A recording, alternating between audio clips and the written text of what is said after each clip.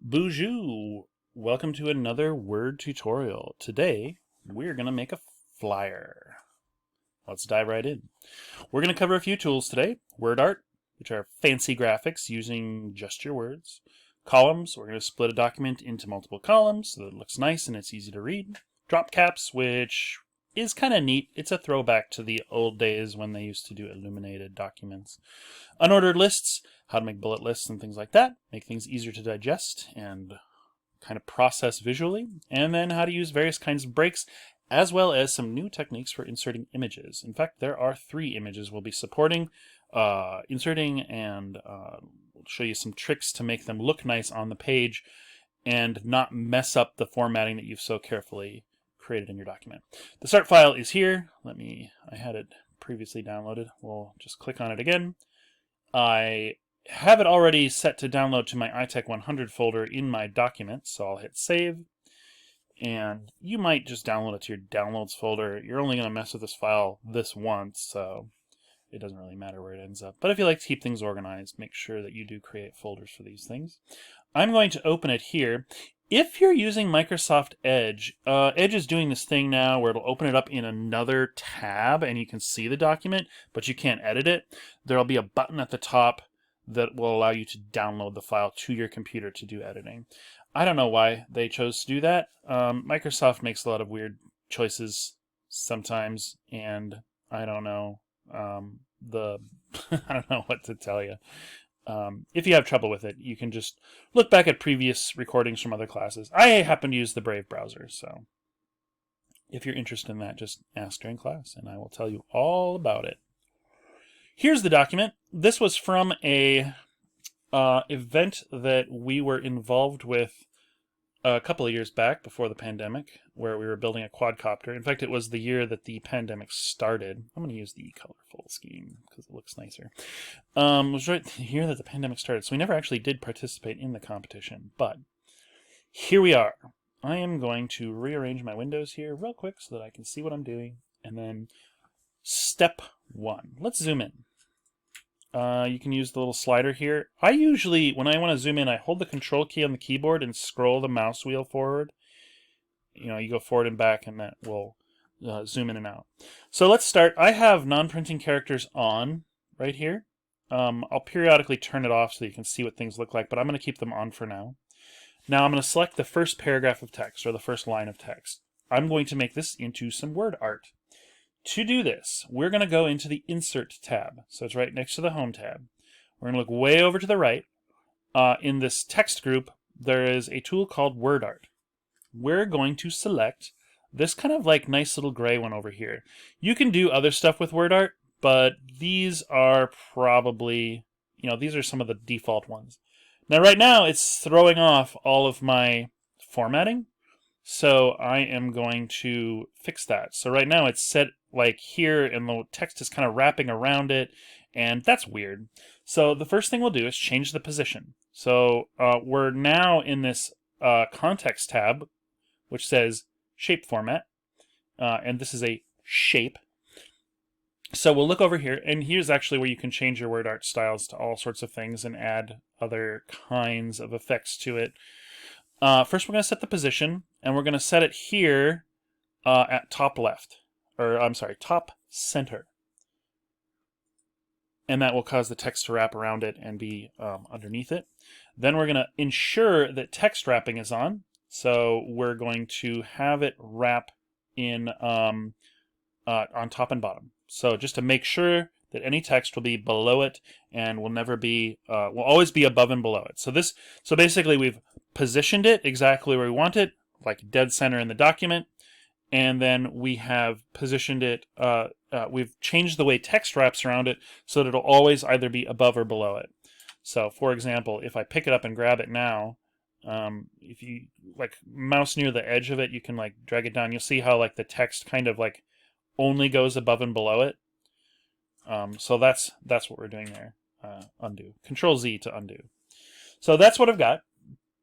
That's Word Art. Word Art is kind of an interesting tool. You get a lot of different ways that you can play around with it. It kind of treats it like an image.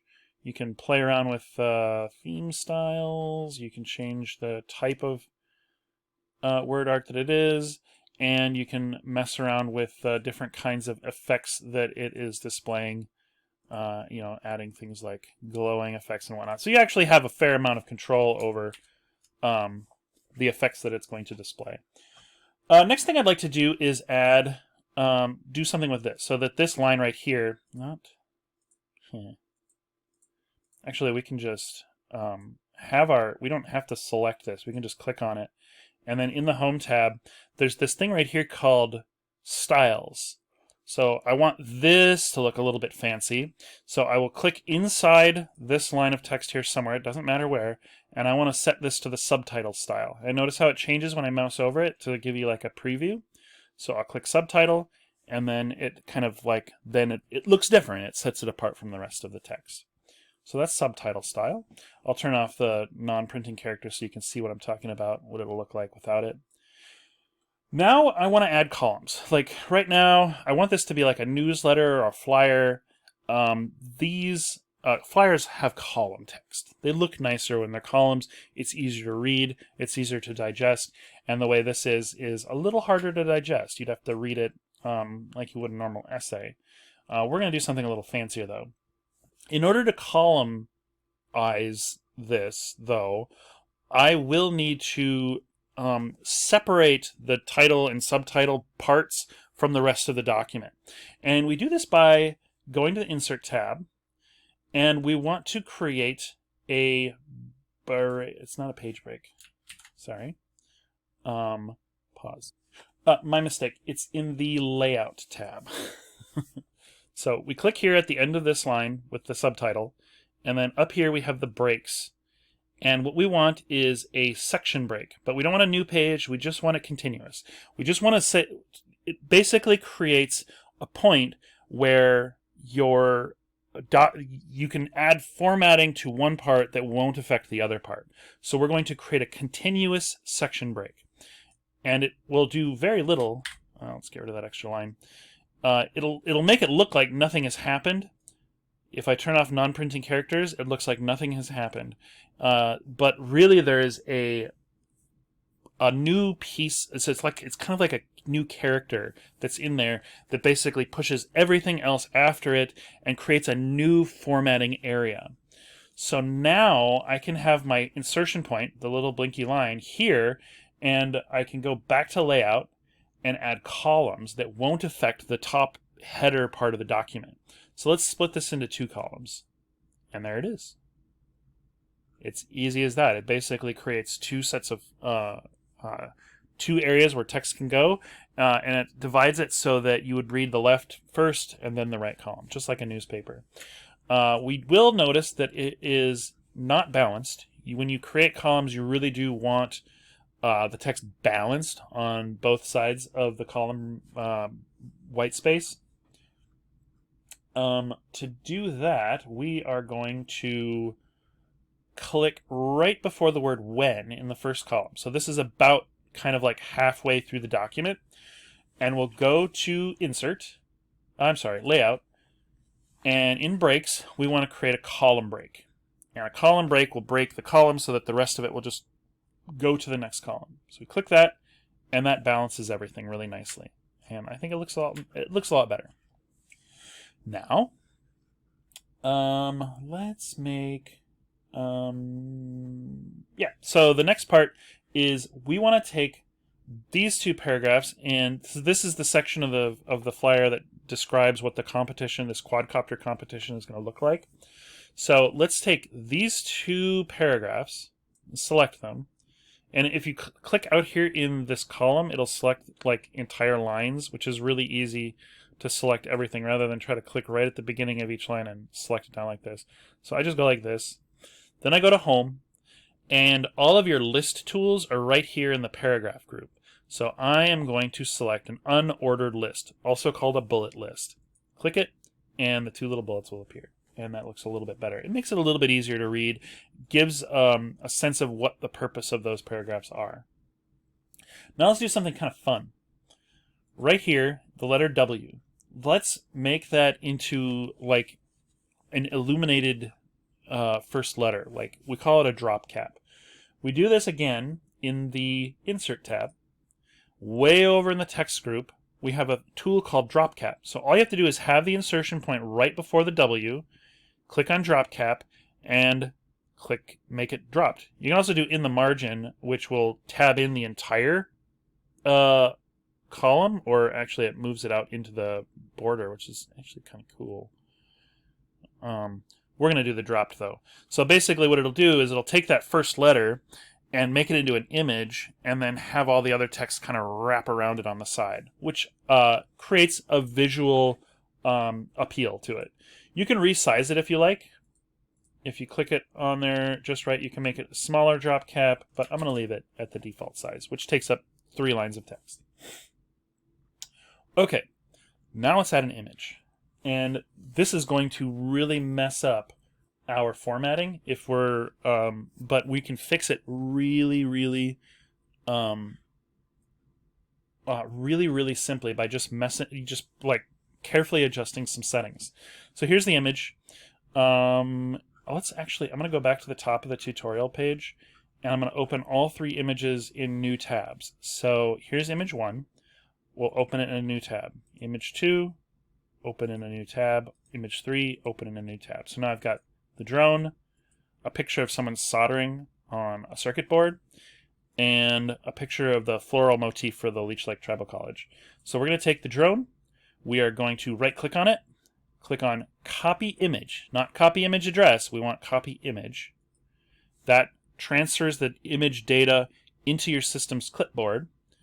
Then I'm going to go back to my document here and just click somewhere near the top and go back to the Home tab and click on Paste, the little clipboard icon. That will plop your image in, ruin all of your careful formatting, and it'll generally look pretty bad. We can fix that though. With the image selected, the first thing we're going to want to do is shrink it up till it's like half the width of the column, maybe even a little smaller, like right about there. Now we want to, this is terrible. We want to go to the Picture Format tab with the image selected. Picture format appears, and then over here we want to wrap text in a square. We want the text to wrap all the way around it, and then finally we want to move it so that it's kind of like in the top right of that column of text. And then you can kind of like play around with the size and then get the text to look nice. Sometimes it will always drag from the corner of an image so that it doesn't throw off the ratio of the image, because if you stretch it, it will look weird, and it's really hard to get it back to normal. If you'll move it around enough, you'll notice that, well, it's not doing it right now. That's fine. We'll just get it right about there. I like it kind of in the top right corner of this column, and then, yeah, right there, so that the text kind of lays nice. So that's one image. Let's add the next one. This is the soldering image. We'll right-click on it, copy image, and then back here in Microsoft Word, we're going to paste it down here at the bottom. So we'll paste it like at the end of this line. Hit the clipboard, paste. This is actually pretty good. It like automatically positioned it right underneath it. The only thing I'm going to do is maybe adjust the size a little bit, make it do wrap text in a square, just because then I can kind of position it a little bit more like right in the center of this column. It'll kind of, like if you move it around, you can actually see it will stop for just a second when it hits the center of the column. Like right there. Like it will kind of like hang right at the center of the column, which is kind of nice. So that gives us a nice centered look. And maybe I'll move it just up a little bit. You just get it positioned the way it looks nice, and a little smaller than the size that it is when it comes in. Let's do the last one. This time we're going to play with some more like fine-tuning and tweaking of an image's size and its position. So here's our floral motif. We're going to, again, copy the image and then paste it into the document with the clipboard paste. Notice it's tiny. So we'll go up to Picture Format. We will... we want it to like span the entire bottom of the document. So let's turn on wrapping text. Let's have it do square wrapping, just so that it'll no longer interfere, or it will no longer care about its positioning like inline, because normally when you insert an image, it inserts it what we call inline, which means that it's basically treated like a letter in your document, which is weird, and I don't know why that's the default, but it is. So we have it with square wrapping. Let's pop it down into the bottom center of the document, right there. Still a little small, but instead of dragging it from the corners to change it, let's try something else. Over here, again in the picture format tab, over here you'll see that you can actually you can change manually how big a particular element in the document is, in this case this image. Let's say I want it to go all the way to the margins. If I have a document that's 8.5 by 11 inches, I can say I want it to be, say, 7 inches wide. That will give it like a little bit of space on either side. And you can do that. You can just come up here where it says 3 inches and instead type a 7 and hit enter, and it'll pop out to those extents. It'll stretch itself automatically. The height will also automatically adjust to keep the height width ratio correct without stretching the image. See how nice this looks. So all we did was we wrapped it square, we made sure to position it bottom center, and then we changed the width to 7 inches. And again, thinking in terms of like how wide an actual sheet of paper is, 7 inches is a reasonable width for it to be, to give it just a little bit less than an inch on either side. What it would work out to be like 3/4 of an inch on either side, because it's 8.5 by 11. And that's it. That is the end of this tutorial. This is complete. Let me zoom out so we can get the bird's eye look of the whole document. This is the flyer, and everything's complete. Everything's correct. I'm going to turn off non-printing characters so you can see what the document looks like if it were printed, and it looks nice. This is a pretty good flyer. We like this. So let's submit it. I'm going to save it. Boom. It is now saved in my documents folder.